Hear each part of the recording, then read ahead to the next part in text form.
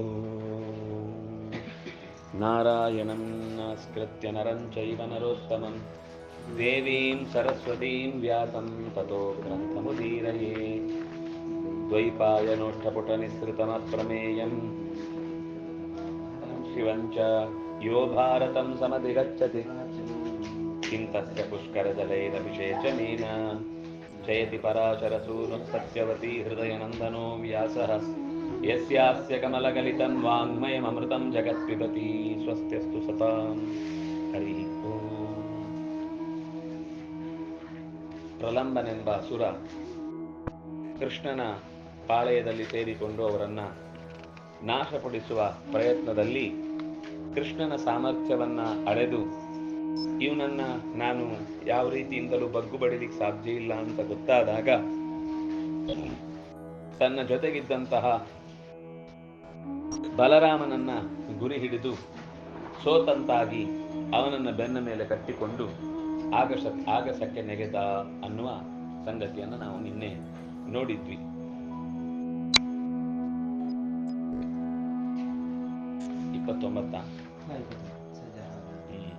ಸಜಹಾರಾಥ ವೇಗೇನ ರೌಹಿಣೇಯಂ ಮಹಾಸುರ ಸಾಗರೋ ಪ್ಲವಗತಂ ಕೃಷ್ಣಂ ಲೋಕಮಿವಾಂಸಕ ಕ್ರಿಯಮಾಣ ಪ್ರಲಂಬೇನ ಸತು ಸಂಕರ್ಷಣೋ ಬಭೌ ಗುಹ್ಯಮಾನ ಇವಾಕಾಶೇ ಕಾಲಮೇಘೇನ ಚಂದ್ರಮಾಃ ಸಸಂದಿಗ್ಧಮಿವಾತ್ಮಾನಂ ಮೇನೆ ಸಂಕರ್ಷಣಸ್ತದಾ ದೈತ್ಯಸ್ಕಂಧಗತಃ ಶ್ರೀಮಾನ್ ಕೃಷ್ಣಂ ಚೇದಮುವಾಚಃ ಪ್ರಿಯೇಹಂ ಕೃಷ್ಣದೈತ್ಯೇನ ದರ್ಶನಾಂ ಪ್ರದರ್ಶಯಿತ್ವಾ ಮಹತೀಂ ಮಾಯಾಂ ಮಾನುಷರೂಪಿಣೀಂ ಕಥಮಸ್ಯ ಮಯಾ ಕಾರ್ಯಂ ಶಾಸನಂ ದುಷ್ಟಚೇತಸಃ ಪ್ರಲಂಬಸ್ಯ ಪ್ರವೃದ್ಧಸ್ಯ ದರ್ಪಾದ್ವಿಗುಣವರ್ಚಸಃ ತಮಾಹ ಸಸ್ಮಿತಂ ಕೃಷ್ಣಃ ಸಾಮ್ನಾ ಹರ್ಷಾಕುಲೇನ ವೈ ಅಭಿಜ್ಞೋ ರೌಹಿಣೇಯಸ್ಯ ವೃತ್ತಸ್ಯ ಚ ಬಲಸ್ಯ ಚ ಅಹೋಯಂ ಮಾನುಷೋ ಭಾವವ್ಯಕ್ತಮೇವಾನುಪಾಲ್ಯತೆ ಕಥ್ಯತ್ವಂ ಜಗನ್ಮಯಂ ದೇವಂ ಗುಹ್ಯಾದ್ಗುಹ್ಯತರಂ ವ್ರತಃ ಸ್ಮರನಾರಾಯಣಾತ್ಮಾನಂ ಲೋಕಾನಾಂ ತ್ವಂ ವಿಪರ್ಯಯೇ ಅವಗಚ್ಛಾತ್ಮನಾತ್ಮಾನಂ ಸಮುದ್ರಾಣಾಂ ಸಮಾಗಮೇ ಪುರಾತನಾನಾಂ ದೇವಾನಾಂ ಬ್ರಹ್ಮಣಃ ಸಲಿಲಸ್ಯ ಚ ಆತ್ಮವೃತ್ತಪ್ರಭಾವಾನಾಂ ಸಂಸ್ಮರಾದ್ಯಂ ಚ ವೈವಪುಃ ಶಿರಃ ಕಂಚೆ ಜಲಮೂರ್ತಿಃ ಪಾದೋ ಭೂರ್ಧಃ ಮುಖಂ ವಾಯುರ್ಲೋಕಾಯುರುಚ್ಛ್ವಾಸೋ ಮನಃ ಸೋಮೋऽಪ್ಯಭೂತ್ತವ ಸಹಸ್ರಾಸ್ಯ ಸಹಸ್ರಾಂಗ ಸಹಸ್ರಚರಣೇಕ್ಷಣಃ ಸಹಸ್ರಪದ್ಮನಾಭಸ್ತ್ವಂ ಯಸ್ತ್ವಯಾ ದರ್ಶಿತಂ ಲೋಕೆ ತತ್ಪಶ್ಯತಿ ದಿವೌಕಸಃ ಯತ್ವಯಾ ನೋಕ್ತಪೂರ್ವಂ ಹಿ ತದನ್ವೇಷ್ಟುಮರ್ಹತಿ. ಬಲರಾಮ ಪ್ರಲಂಬಾಸುರನ ಬೆನ್ನ ಮೇಲೆ ಕೂತು ಆ ಬಿಳಲಿನಿಂದ ಕೂಡಿದ ಆಲದ ಮರದ ಒಂದು ಗೆರೆಯ ತನಕ ಓಡಬೇಕಾದವನು ಓಡ್ತಾ ಹಾಗೇನೆ ಎತ್ತಿಕೊಂಡು ಮುಂದಕ್ಕೆ ಹೋಗಿ ಅವನು ಆಕಾಶದೆತ್ತರಕ್ಕೆ ಸೂರ್ಯನನ್ನ ಮರೆ ಮಾಡುವ ಮೋಡದಂತೆ ಕೆಳಗೆ ಇರುವ ಆಲದ ಮರವೇ ಮತ್ತೆ ಆಗಸಕ್ಕೆ ಎದ್ದಂತೆ ಎಲ್ಲ ಬಂದ ಅಂತ ನಾವು ನಿನ್ನೆ ನೋಡಿದ್ವಿ. ಹಾಗೆ ಅವನು ಎತ್ತಿಕೊಂಡು ಮೇಲಕ್ಕೆ ಹೋಗಿದ್ದಾನೆ. ಇಡೀ ಲೋಕವನ್ನೇ ನುಂಗುವವನಂತೆ ಕಾಣ್ತಾ ಇದ್ದಾನೆ. ಪ್ರಲಂಬ ಹಾಗೆ ಎತ್ತಿಕೊಂಡು ಹೋದಾಗ ಸಂದಿಗ್ಧವಾಯಿತು ಸಂಕರ್ಷಣನ ಮನಸ್ಸು. ಏನ್ ಮಾಡಬೇಕು? ಅವನು ಹೆಗಲ ಮೇಲೆ ಕೂತಾಗ ಒಂದೇ ಕ್ಷಣಕ್ಕೆ ಈ ಆಕಸ್ಮಿಕವಾದ ಘಟನೆ ನಡೆದದ್ರಿಂದ ಅವನು ಗಾಬರಿಯಾಗಿ ಕೃಷ್ಣನ ಹತ್ರ ಕೇಳ್ತಾನೆ, ಕೃಷ್ಣ ನಾನೇನ್ ಮಾಡ್ಲಿ? ಇವನು ಎಳ್ಕೊಂಡು ಹೋಗ್ತಿದ್ದಾನೆ ನನ್ನ.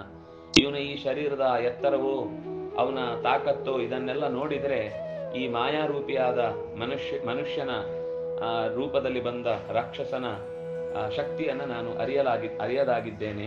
ಇವನ ಮಾಯೆಯನ್ನ ನಾನು ಹೇಗೆ ಶಾಸನ ಮಾಡಬೇಕು? ದುಷ್ಟಬುದ್ಧಿಯ ಈ ಪ್ರಲಂಬನ ಇಷ್ಟು ದೊಡ್ಡ ಶರೀರದಲ್ಲಿ ದರ್ಪವನ್ನು ತುಂಬಿಕೊಂಡವನ ವ್ಯವಸ್ಥೆಯನ್ನು ನಾನು ಹೇಗೆ ಸರಿ ಮಾಡಬೇಕು ಅಂದಾಗ ನಗುತ್ತಲೇ ಕೃಷ್ಣ ಸಮಾಧಾನದಿಂದ ನಗುತ್ತಲೇ ಬಲರಾಮನ ಸಾಮರ್ಥ್ಯ ಏನು, ಬಲರಾಮನ ಬಲ ಏನು, ಬಲರಾಮನ ನಡೆ ಏನು ಎಲ್ಲವನ್ನು ಅರ್ಥ ಮಾಡಿಕೊಂಡವನು, ನೀನೇನು ಈ ರೀತಿ ಪ್ರಶ್ನೆ ಕೇಳ್ತಾ ಇದ್ದಿ? ಮಾನುಷ ಭಾವದಲ್ಲಿ ಇದ್ದೇನೆ ಎಂದ ತಕ್ಷಣ ಮನುಷ್ಯ ಅಂತ ಅನ್ಕೊಂಡ್ಬಿಟ್ಟಿದ್ಯಾ ನೀನು? ಇಡೀ ಜಗತ್ತನ್ನು ವ್ಯಾಪಿಸಿಕೊಂಡ ದೊಡ್ಡ ಶಕ್ತಿ ನಿನ್ನದು. ಅತ್ಯಂತ ಗುಟ್ಟು ತಮನೆನಿಸಿದಂತಹ ತತ್ವ ನೀನು ಸಾಮಾನ್ಯ ಅಲ್ಲ. ಅದರಿಂದಾಗಿ ನಿನ್ನೊಳಗೆ ಇರುವ ನಾರಾಯಣನನ್ನ, ಅಂತರ್ಯಾಮಿಯಾದ ನಾರಾಯಣನನ್ನ ಸ್ಮರಿಸು. ಲೋಕದ ಎಲ್ಲೆಡೆ ತುಂಬಿರುವಂತಹ ಮಹಾತತ್ವವನ್ನ, ಇಡೀ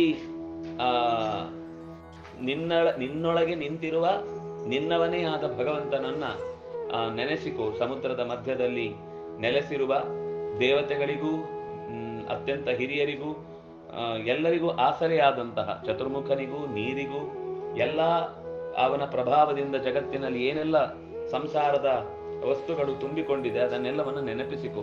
ಅದೆಲ್ಲ ನಿನ್ನ ಶರೀರವೇ.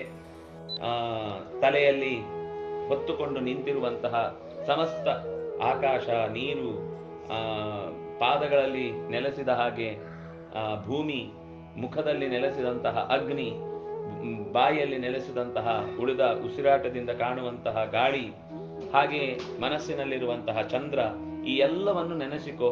1000 ಮೋರೆಯವನಾಗಿ, 1000 ಅಂಗಗಳಿಂದ ಕೂಡಿದವನಾಗಿ, 1000 ಚರಣಗಳಿಂದ ಸಹಸ್ರ ಪದ್ಮನಾಭನನ್ನೇ ಮನಸ್ಸಿನಲ್ಲಿ ಹೊತ್ತಂತಹ ನೀನು 1000 ಕಿರಣಗಳನ್ನ ಹೊತ್ತ ಶತ್ರುಗಳ ಸಂಹಾರ ಕರ್ತೃ ನೀನು. ಯಾವ ಒಳಗಿನ ನಿನ್ನ ಲೋಕದ ದರ್ಶನ, ಲೋಕದ ಭಾರವನ್ನು ನೀನು ಹೊತ್ತಿದ್ದಿ, ದೇವತೆಗಳು ನಿನ್ನನ್ನು ಏನು ನೀನು ಇಡೀ ಭೂಮಿಯನ್ನು ಹೊತ್ತಿದ್ದಿ ಅಂತ ಕಾಣ್ತಾರೋ ಅದೆಲ್ಲವನ್ನು ಮನಸ್ಸಿನಲ್ಲಿ ನೀನು ಹುಡುಕಿ ಆ ಸ್ಥಾನವನ್ನು ಮತ್ತೆ ಮೊದಲಿನಂತೆ, ಇದು ನಿನಗೆ ಹಿಂದಿನಿಂದ ತಿಳಿಯದ ಸಂಗತಿ ಏನಲ್ಲ, ಅಂತಹ ಅಪರೂಪದ ನಿನ್ನ ಅಂತಃಶಕ್ತಿಯನ್ನು ಜಾಗೃತಗೊಳಿಸಿಕೋ ಅಂತ ಹೇಳ್ತಾನೆ.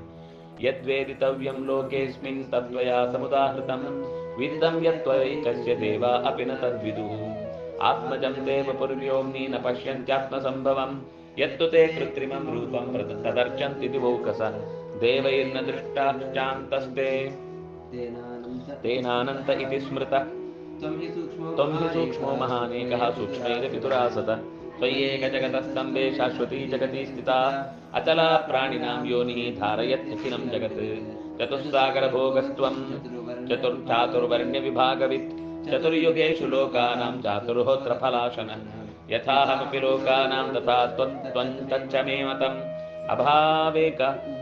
ಉಭಾವೇಕ ಶರೀರೌ ಸ್ವೋ ಜಗದರ್ಥೇ ದ್ವಿಧಾ ಕೃತೌ ಅಹಂ ವಾ ಶಾಶ್ವತಃ ಕೃಷ್ಣ ತ್ವಂ ಚ ಶೇಷಃ ಪುರಾತನ ಲೋಕಾನಾಂ ಶಾಶ್ವತೋ ದೇವ ತ್ವಂ ಹಿ ಶೇಷಃ ಸನಾತನ ಆವಯೋರ್ದೇಹ ಮಾತ್ರೇಣ ದ್ವಿಧೇದಂ ಧಾರ್ಯತೆ ಜಗತ್ ಅಹಂ ಯಸ್ಸ ಭವಾನೇವ ಯಸ್ತ್ವಂ ಸೋಹಂ ಸನಾತನ ದ್ವಾವೇವ ವಿಹಿತೌ ದ್ವಾವೌ ಹ್ಯಾವಾಂ ಏಕದೇಹೌ ಮಹಾಬಲೌ ತದಾಸ್ಯೇ ಮೂಢವತ್ವಂ ಕಿಂ ಪ್ರಾಣೇನ ಜಹಿ ದಾನವಂ ಮೂರ್ತಿದೇವ ರಿಪುಂ ದೇವ ಭದ್ರಕಲ್ಪೇನ ಮುಷ್ಟಿನ. ವೈಶಂಪಾಯನ ಉವಾಚ ಸಂಸ್ಮಾರಿತಸ್ತು ಕೃಷ್ಣೇನ ರೋಹಿಣೇಯ ಪುರಾತನಂ ಬಲೇನ ಪೂರ್ಯತ ತದಾ ತ್ರೈಲೋಕ್ಯಾಂತರಚಾರಿಣ.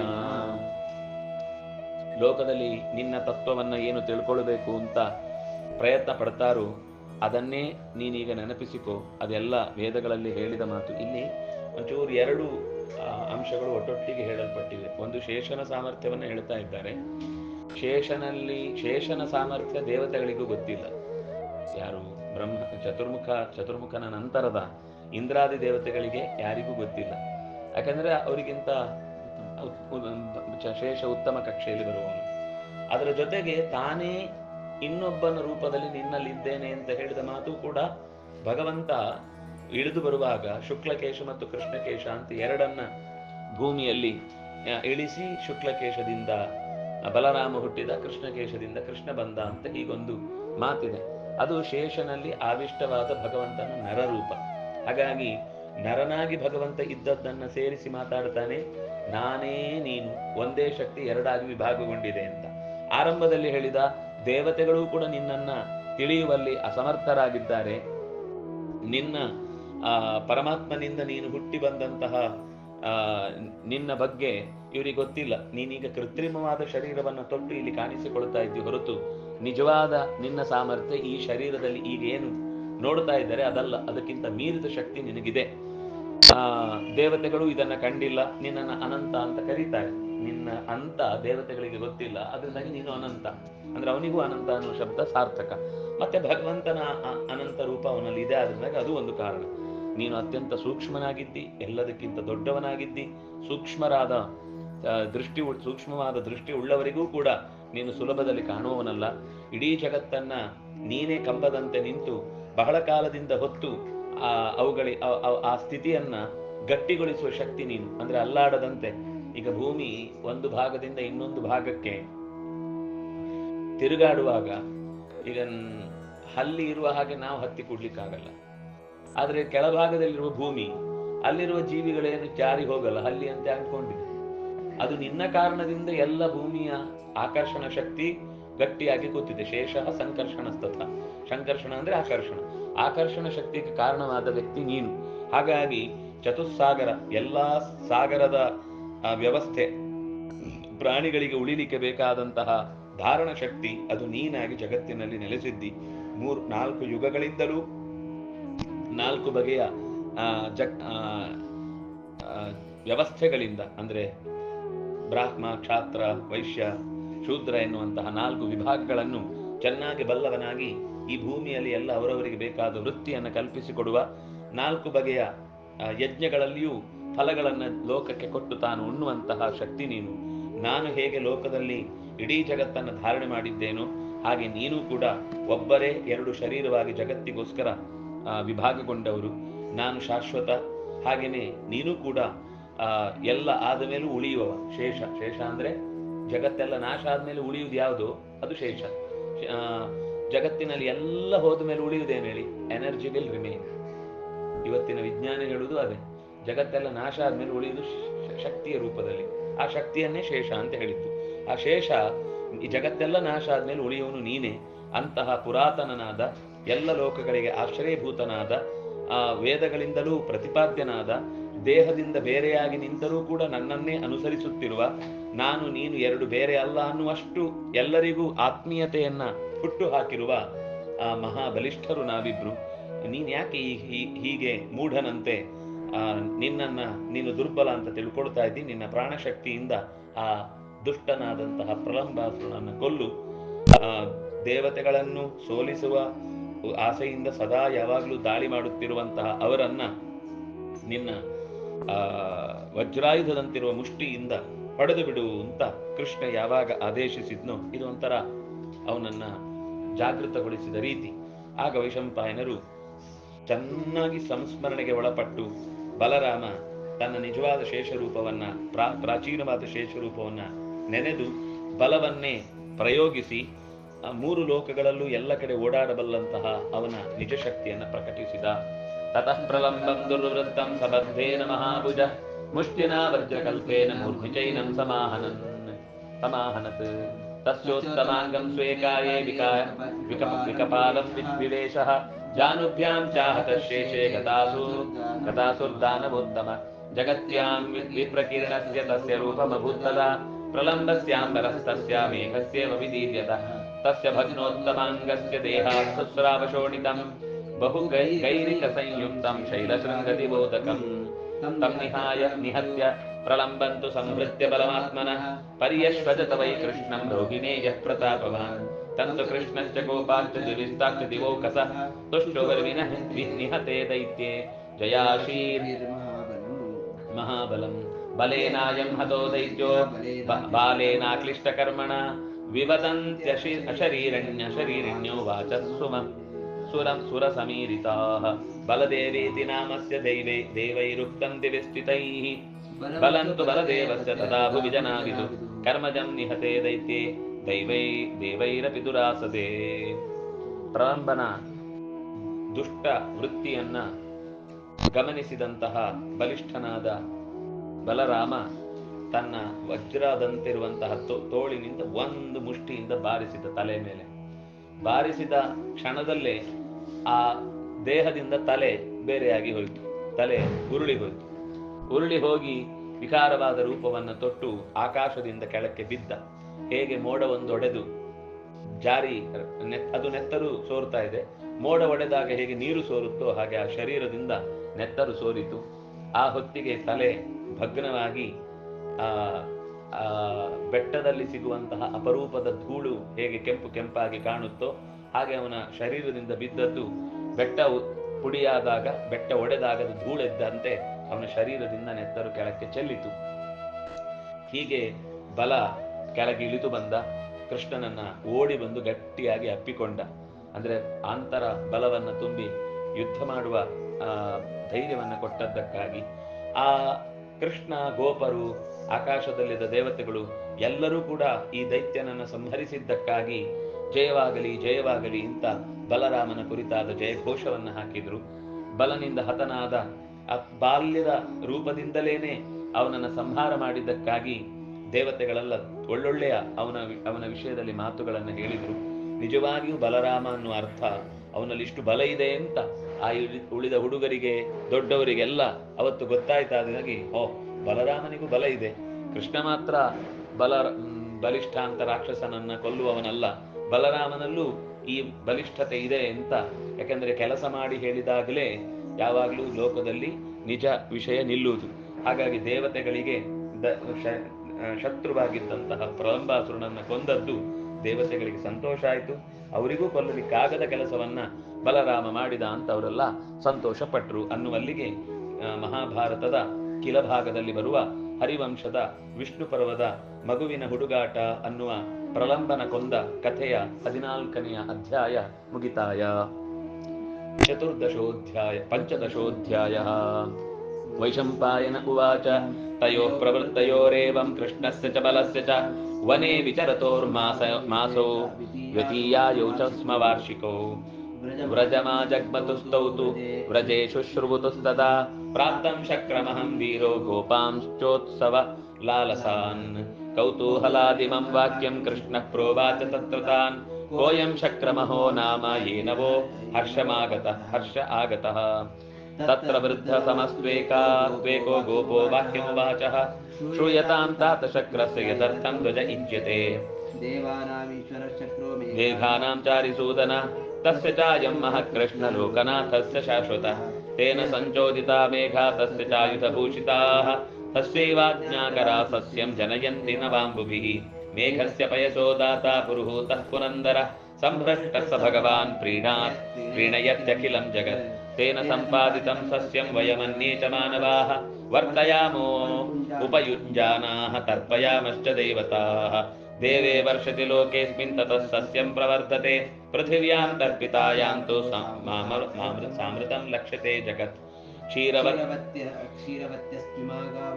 ವತ್ಸವಸ್ಯಶ್ಚ ನಿರ್ವೃತಾಃ ತೇನ ಸಂವರ್ಧಿತೈಸ್ತಾತ ತೃಣೈಃ ಪುಷ್ಟಾಸು ಪುಂಗವಾಃ ನಾಸಸ್ಯಾ ನಾತೃಣಾ ಭೂಮಿರ್ನ ಬುಭುಕ್ಷಾದಿರ್ಹರ್ದಿತೋ ಜನಃ ದೃಶ್ಯತೆ ಯತ್ರ ದೃಶ್ಯಂತೆ ವೃಷ್ಟಿಮಂತೋ ಬಲಾಹಕಾಃ.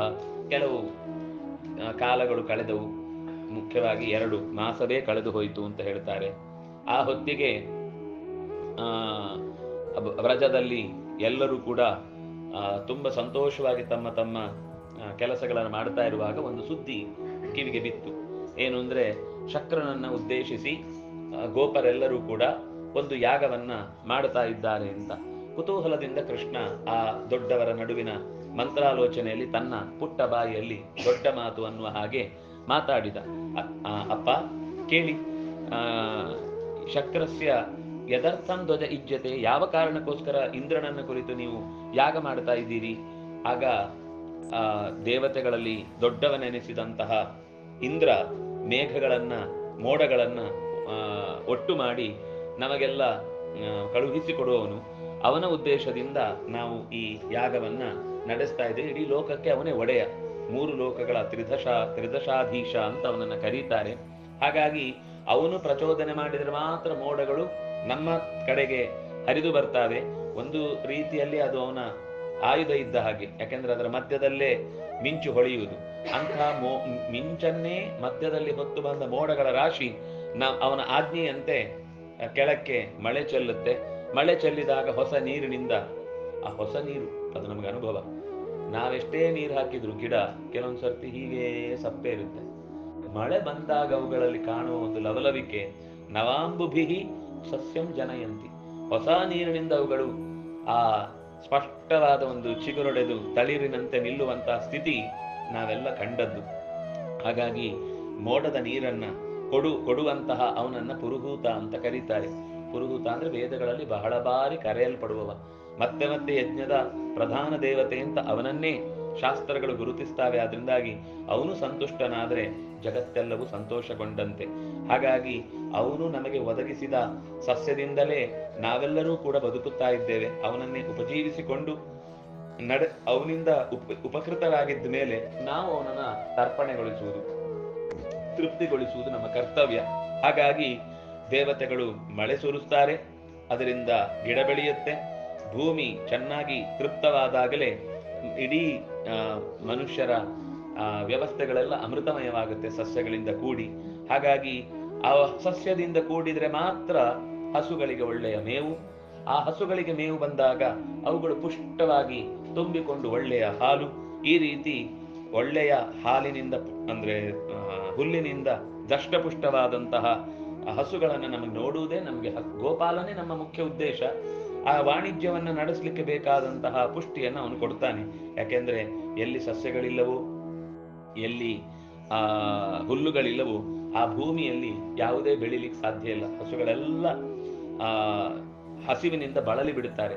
ಸಸ್ಯಗಳು ಬೆಳೆದ್ರೆ ನಮಗೂ ಹೊಟ್ಟೆಗಿದೆ, ಸಸ್ಯಗಳು ಬೆಳೆದ್ರೆ ಹಸುಗಳಿಗೂ ಹೊಟ್ಟೆಗಿದೆ. ಅದರಿಂದಾಗಿ ನಮ್ಮ ರಕ್ಷಣೆಗೆ ಕಾರಣವಾದದ್ದು ಈ ಮಳೆ, ಈ ಮೋಡ. ಅದರಿಂದಾಗಿ ಮೋಡದ ದೇವತೆಯಾದ ಇಂದ್ರನನ್ನು ನಾವು ಪೂಜಿಸ್ತಾ ಇದ್ದೇವೆ. ದುದೋಹ ಸವಿತುರ್ಗಾಹ ವೈ ಶಕ್ರೋ ದಿವ್ಯಾಪಯಸ್ವಿನೀಃ ತಾಕ್ಷರಂತಿ ನವಂ ಕ್ಷೀರಂ ಮೇಧ್ಯಂ ಮೇಘೌಘವಾರಿಧಾರಿತಂ ವಾಯುವೀರಿತಂತು ಮೇಘೇಶು ಕರೋತಿ ನಿನದಂ ಮಹತ್ ಜಲೇನಾವರ್ತಿತಂ ಚೈವ ಗರ್ಜತೀತಿ ಜನಾವಿದುಃ ತಸ್ಯ ಚೈವೋಹ್ಯಮಾನಸ್ಯ ವಾಯುರ್ಯುಕ್ತೈರ್ಬಲಾಹಕೈಃ ವಜ್ರಾಸನಿ ಸಮಾಶಬ್ದಾಃ ಶ್ರೂಯಂತೆ ನಗಭೇದಿನಃ ತಜ್ಜಲಂ ವಜ್ರನಿಷ್ಪೇಷೈಃ ವಿಮುಚ್ಯತಿ ನಭೋಗತೈಃ बहुभिर्कामगैर्मेघैः शक्रो भृत्यैरिवेश्वरः क्वचित् दुर्दिन संकाशैः क्वचित् छन्नभ्रसन्निभैः क्वचित् भिन्नाञ्जनाकारैः क्वचित् श्रीकरवर्षिभिः शीकर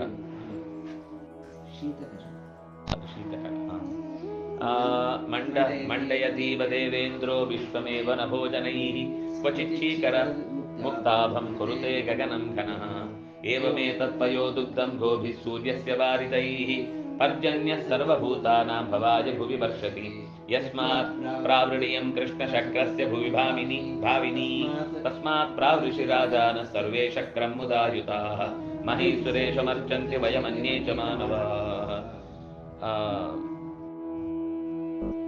ಸೂರ್ಯನಿಂದ ಮತ್ತು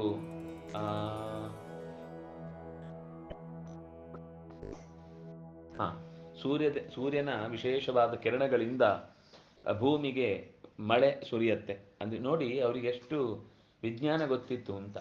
ನಾವು ಹೇಳುದು ನಿರಕ್ಷರ ಕುಕ್ಷಿಗಳು ಅಂತ, ಗೋ ಸಾಕೋರು ಕಾಯೋರು. ಈಗ ಬೈತಾರೆ ದನ ಕಾಯೋರು ಅಂತ.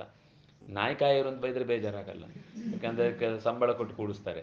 ಇದಕ್ಕಾಗುವಾಗ ಮಾತ್ರ ದನ ಕಾಯೋರು ಅಂತ ಬೈತಾರೆ. ಆದ್ರೆ ಎಷ್ಟು ಮಾತಾಡ್ತಾರೆ ಅಂದ್ರೆ ಒಂದು ಇಡೀ ಸರ್ಕಲ್ನ ಬಗ್ಗೆ ಅವರಿಗೆ ಚೆನ್ನಾಗಿ ಗೊತ್ತಿದೆ, ಏನಾಗ್ತಾ ಇದೆ ಪ್ರಪಂಚದ ವ್ಯವಸ್ಥೆ ಅಂತ. ಅದು ನಮ್ಮವರಿಗೆ ಹೇಳಿದ್ರು ಇಂದ್ರ ಇದ್ಯಾವುದು ಅರ್ಥ ಆಗದೇ ಇರೋ ವಿಷಯ. ಯಾಕೆಂದ್ರೆ ಅವರಿಗೆ ಎಲ್ಲೂ ಕೂಡ ಪಾಠದಲ್ಲಿ ಇಂಥದ್ದೊಂದು ಶಬ್ದವೇ ಕೇಳಿ ಗೊತ್ತಿಲ್ಲ. ಯಾವುದೋ ಇಂಡಿಯನ್ ಮೈಥಾಲಜಿ ಶುರು ಮಾಡ್ಕೊಂಡು ಅದು ಅಸಂಬದ್ಧ ಕಥೆ ಅಂತ ಬೈತಾರೆ. ಬಿಟ್ರೆ ಇಷ್ಟು ಸೀರಿಯಸ್ ಆಗಿ ಒಂದು ವ್ಯವಸ್ಥೆ ಹೇಗೆ ನಡೀತಾ ಇದೆ ಜಗತ್ತಿನ ಬಗ್ಗೆ ಅಂತ ಅವರಿಗೆ ಗೊತ್ತಿರುವುದನ್ನು ಇದೆಲ್ಲ ಮಾತಾಡ್ತಾರೆ. ಚೆನ್ನಾಗಿ ಹಾಲುಗರೆಯುವಂತಹ ಆ ಹೊಸ ಹಾಲನ್ನ ಒದಗಿಸುವಂತಹ ಮೋಡಗಳು ನೀರು ಕೊಡ್ತವೆ, ಹಸುಗಳು ಹಾಲು ಕೊಡ್ತವೆ. ಅಲ್ಲಿ ಎಷ್ಟು ಮಳೆ ಬಂತೋ ಇಲ್ಲಿ ಎಷ್ಟು ಹಾಲು ಬರುತ್ತೆ. ನಮ್ಮಲ್ಲಿ ಮಳೆ ಬಂದ್ರೆ ಹಾಲು ನೀರು ಅಂತ ಅರ್ಥ. ಏನು ಜೋರ್ ಮಳೆ ಬಂತ ಅಂತ ಕೇಳೋದು, ಹಾಲು ನೀರಿದ್ರೆ ಅಂದ್ರೆ ತುಂಬಾ ನೀರು ಕುಡಿಸ್ಬಿಟ್ಟಿದ್ದಾರೆ, ತುಂಬಾ ಹಾಲು ಕೊಟ್ಟಿದೆ, ತುಂಬಾ ನೀರಾಗ್ಬಿಟ್ಟಿದೆ ಅಂತ. ಹೀಗೆ ಗಾಳಿಯಿಂದ ಬೀಸಲ್ಪಟ್ಟಂತಹ ಮೋಡಗಳ ರಾಶಿ ಚೆನ್ನಾಗಿ ಸದ್ದು ಮಾಡಿ ಆಗ ಮೋಡಗಳು ಒಟ್ಟಾಗಿದೆ, ಇನ್ನು ಸ್ವಲ್ಪ ಹೊತ್ತಿಗೆ ಮಳೆ ಬರ್ಲಿಕ್ಕಿದೆ ಅಂತ ಜನರು ಚೆನ್ನಾಗಿ ತಿಳ್ಕೊಳ್ತಾರೆ. ಹೀಗೆ ನೀರನ್ನು ಹೊತ್ತು ಬಂದ ಮೋಡಗಳ ರಾಶಿ ಗಾಳಿಯ ಏಟಿಗೆ ಪರಸ್ಪರ ಘರ್ಷಣೆಯಾಗಿ ಆಗಲೇ ಮಿಂಚು ಕೂಡ ಮೊಳಗಿ ಆ ಶಬ್ದ ಕಿವಿಗೆ ಎಲ್ಲೋ ಬೆಟ್ಟಗಳು ಗುದ್ದಿಕೊಂಡಂತೆ ಸದ್ದು ಕೇಳಿಸಿದಾಗ ಆ ನೀರು ಕೆಳಕ್ಕೆ ಬೀಳುವ ಹೊತ್ತಿಗೆ ನಮಗಾಗುವ ಸಂತೋಷಕ್ಕೆ ಪಾರವೇ ಇಲ್ಲ. ಬಯಸಿದ್ದನ್ನೇ ಕೊಡುವುದಕ್ಕೋಸ್ಕರ ಮೋಡಗಳ ಮೂಲಕ ತನ್ನ ಭೃತ್ಯರನ್ನ ಮುಂದಿರಿಸಿ ಇಂದ್ರ ಈ ಕಾರ್ಯಭಾರವನ್ನು ನಡೆಸ್ತಾನೆ. ಕೆಲವೊಂದು ದಿವಸ ಮೋಡ ಪೂರ್ತಿ ಹಾಕಿದಾಗ ಆ ದಿನ ಯಾಕೋ ಸಪ್ಪೆ ಅಂತ ಅನ್ಸ್ಬಿಡುತ್ತೆ. ಸೂರ್ಯ ಇಲ್ಲದೆ ಇದ್ರೆ ಒಂಥರ ಮಬ್ಬು. ಆದ್ರೆ ಅದು ದುರ್ದಿನ ಅಂತಂದ್ರು, ಆ ದಿವಸಕ್ಕೆ ದುರ್ದಿನ ಆದ್ರೂ ಮುಂದೆ 100 ದಿವಸಕ್ಕೆ ಅದು ಸುದಿನವೇ ಆಗುತ್ತೆ. ಆದ್ರೆ ಅದು ಅನಿವಾರ್ಯ. ಒಂದು ದೊಡ್ಡದನ್ನ ಪಡಿಬೇಕಾದ್ರೆ ಒಂದು ದಿವಸದ ಅನಿವಾರ್ಯವಾದ ಕತ್ತಲೆಯ ದಿನವನ್ನು ಅನುಭವಿಸಬೇಕಾಗುತ್ತೆ. ಇಡೀ ಮೋಡವೇ ಆವರಿಸಿಕೊಂಡಿರುತ್ತೆ. ಕೆಲವೊಂದು ಸರ್ತಿ ಆ ಮೋಡಗಳೆಲ್ಲ ತುಂಡು ತುಂಡಾಗಿ ಎಲ್ಲೆಲ್ಲೋ ಹೊರಟು ಹೋಗುತ್ತೆ. ಒಂದೊಂದು ಸರ್ತಿ ಆ ಮಳೆ ಜೋರಾಗಿ ಬಂದಾಗ ಚಳಿ ನಮ್ಮನ್ನೆಲ್ಲ ಆವರಿಸಿಕೊಂಡು ಬಿಡುತ್ತೆ. ಆಕಾಶವನ್ನ ಚೆನ್ನಾಗಿ ಅಲಂಕಾರ ಮಾಡಿಟ್ಟಾಗಿರುತ್ತೆ. ಆ ಮೋಡ ಬಂದು ಹೋದ ಮೇಲೆ ಅದರ ತುಂಡು ತುಂಡಾದವುಗಳೆಲ್ಲ ರಾಶಿ ರಾಶಿ ಬಿದ್ದು ಚೂಚೂರು ಬಿಳಿ ಚೂಚೂರು ಕಪ್ಪು ಅಂತ ಇರುವ ಹಾಗಿನ ಸ್ಥಿತಿ ಇಡೀ ಜಗತ್ತಿಗೆನೆ ಆನಂದವನ್ನು ಕೊಡುವಂಥದ್ದು, ತಣ್ಣಗಿನ ಭಾವವನ್ನು ಹುಟ್ಟು ಹಾಕುವಂಥದ್ದು. ಹೀಗೆ ಆ ಆಕಾಶದಲ್ಲಿ ಮಳೆ ಬಿದ್ದಂತೆ ನಾವು ಹಸುಗಳಿಂದ ಚೆನ್ನಾಗಿರುವ ಹಾಲನ್ನು ಸ್ವೀಕರಿಸುವುದು ಸಾಧ್ಯವಾಗುತ್ತೆ. ಎಲ್ಲ ಭೂತಗಳಿಗೂ ಮಳೆ ಅತ್ಯಂತ ಪುಷ್ಟಿಯನ್ನು ಕೊಡುತ್ತೆ. ನಾವು ಸಂಸಾರದಲ್ಲಿ ಚೆನ್ನಾಗಿ ನಮ್ಮ ಕರ್ತವ್ಯ ನಿರ್ವಹಿಸಲಿಕ್ಕೂ, ಈ ಜನಜೀವನ ಚೆನ್ನಾಗಿ ಚಕ್ರ ಮುಂದೆ ಸಾಗುವುದಕ್ಕೂ ಈ ಮಳೆ ಕಾರಣ ಆಗುತ್ತೆ. ಕೃಷ್ಣ, ಈ ಮಳೆ ಶಕ್ರನಿಂದ ನಮಗೆ ಸಿಗುವಂಥದ್ದು. ಹಾಗಾಗಿ ರಾಜರು ಕೂಡ ಆ ಶಕ್ರನನ್ನೇ ಉದ್ದೇಶಿಸಿ, ರಾಜರಿಗೂ ದಂಡದಲ್ಲಿರುವ ದೇವತೆ ಇಂದ್ರ, ದಂಡ ಧಾರಿಯಾಗಿ ನಿಂತಿರ್ತಾನಲ್ಲ, ಅವನ ದಂಡದ ದೇವತೆ ಇಂದ್ರ. ಅವರೂ ಕೂಡ ಪ್ರಜೆಗಳಿಗೆ ಕ್ಷೇಮ ಆಗಲಿ ಅನ್ನೋದಕ್ಕೋಸ್ಕರನೇ ಯಾಗವನ್ನು ಮಾಡ್ತಾರೆ, ಮಳೆ ಬೆಳೆ ಚೆನ್ನಾಗಾಗಬೇಕು ಅಂತ. ಹಾಗೇನೆ ನಾವು ಕೂಡ ಅವನನ್ನ ಯಾರು ಇಂದ್ರನನ್ನೇ ಆಶ್ರಯಿಸಿ ಬದುಕುವವರಾದ್ರಿಂದಾಗಿ ನಾವು ಕೂಡ ಸುರೇಶನನ್ನ ಸಾಮಾನ್ಯ ಮನುಷ್ಯರಾಗಿ ಯಜ್ಞ ಯಾಗಾದಿಗಳಿಂದ ಅರ್ಚನೆ ಮಾಡ್ತಾ ಇದ್ದೇವೆ ಅಂತ ಕೃಷ್ಣನ ಪ್ರಶ್ನೆಗೆ ನೋಡಿ, ಇದೊಂದು ನಮ್ಮಲ್ಲಿ ಇರಬೇಕಾದ ರೂಢಿ. 7 ವರ್ಷದ ಹುಡುಗ, ನಿಂಗೇನು ಅರ್ಥ ಆಗುತ್ತೆ, ದೊಡ್ಡವರೇನು ಮಾಡ್ತಿರ್ತಾರೆ ಸುಮ್ಮನೆ ಇರಬೇಕು ಅಂತ ನಾವು ಹೇಳುವ ಥರ ಆಗಿದ್ದಿದ್ರೆ ಇವತ್ತು ಕೃಷ್ಣನ ಈ ಕಥೆ ಸಿಗ್ತಿರ್ಲಿಲ್ಲ. ನಂದಗೋಪ ಎಷ್ಟು ಮೆಚೂರ್ಡು, ಮಕ್ಕಳು ಏನು ಪ್ರಶ್ನೆ ಕೇಳಿದಾಗ ಹೇಗೆ ಉತ್ತರ ಕೊಡಬೇಕು ಅನ್ನೋದನ್ನು ಒಂದು ಪಾಠದ ರೀತಿ ಕಲಿಸ್ತಾನೆ ನಮಗೆ. ನಾವು ಈ ಭಾಗವತ ಏನ್ರಿ ಕೇಳುದು, ಅದೇ ಕತೆ. ಹೌದಾ, ಅದೇ ಕತೆ ಆಗಿದ್ರೆ ಈ ವಿಷಯ ಯಾಕೆ ತಲೆಗೆ ಹೋಗಲ್ಲ ನಮಗೆ ನಮ್ಮ ಬದುಕು ಹೇಗಿರ್ಬೇಕು ಅನ್ನೋದನ್ನು ತಿಳಿಸ್ಲಿಕ್ಕೇನೆ ಈ ಮಾತುಗಳು ಬರುವುದು. ಅದರಿಂದಾಗಿ ಪ್ರಶ್ನೆ ಹುಟ್ಟುವುದು ಸಹಜ. ಪ್ರಶ್ನೆ ಹುಟ್ಟಿದಲ್ಲಿ ನಾವು ಉತ್ತರ ಕೊಟ್ಟರೆ ಮಕ್ಕಳು ಬೆಳೀತಾರೆ. ಸಿಲೆಬಸ್ ಕೊಟ್ಟು ಪ್ರಶ್ನೆ ಇಲ್ಲದನ್ನೆಲ್ಲ ಹುಟ್ಟಿಸಿ ಹಾಕಿ ಪರೀಕ್ಷೆ ಬರಿ ಅಂದರೆ ಅವ್ರು ಸೋಲ್ತಾರೆ. ಅಲ್ಲಿ ಎಲ್ಲೋ ನಮ್ಮ ಒದ್ದಾಟಕ್ಕೆ ಅಥವಾ ಒತ್ತಡಕ್ಕೆ ಅವ್ರು ಮಾಡ್ಬೋದು, ಆದರೆ ಜೀವನದಲ್ಲಿ ಯಾವತ್ತೂ ಮುಂದೆ ಪ್ರಶ್ನೆನೇ ಬರಲ್ಲ. ಪ್ರಶ್ನೆ ಬರುವಾಗ ಅವ್ರಿಗೆ ಉತ್ತರ ಕೊಡ್ತಾ ಇದ್ರೆ ಅಲ್ಲೂ ಕಲೀಲಿ, ಆ ಕಲಿಯೋದನ್ನು ಬೇಡ ಅಂತ ಹೇಳುದಿಲ್ಲ. ಆದರೆ ಉಳಿದ ಎಲ್ಲದರಲ್ಲೂ ಒಂದು ಜಿಜ್ಞಾಸೆ ಹುಟ್ಟುವಂತಹ ಶಿಕ್ಷಣದ ವ್ಯವಸ್ಥೆಯನ್ನು ಭಾಗವತ ಹರಿವಂಶ ಎಷ್ಟು ಚೆನ್ನಾಗಿ ಬಿಡಿಸಿ ಹೇಳುತ್ತೆ ಅನ್ನೋದು ನಮಗೆ ಗೊತ್ತಾಗುತ್ತೆ ಎನ್ನುವಲ್ಲಿಗೆ ಇದು ಶ್ರೀಮನ್ ಮಹಾಭಾರತೆ, ಮಹಾಭಾರತದ ಉಳಿದ ಭಾಗದ ಹರಿವಂಶದ ವಿಷ್ಣು ಪರ್ವದ ಮಕ್ಕಳ ಹುಡುಗಾಟ ಎನ್ನುವ ಆ ಗೋಪನ ಸಂವಾದದ ರೂಪವಾದ 15ನೇ ಅಧ್ಯಾಯ ಮುಗಿತಾಯ. ಮುಂದೆ ಷೋಡಶೋಧ್ಯಾಯ. ಹರಿ ಓಂ.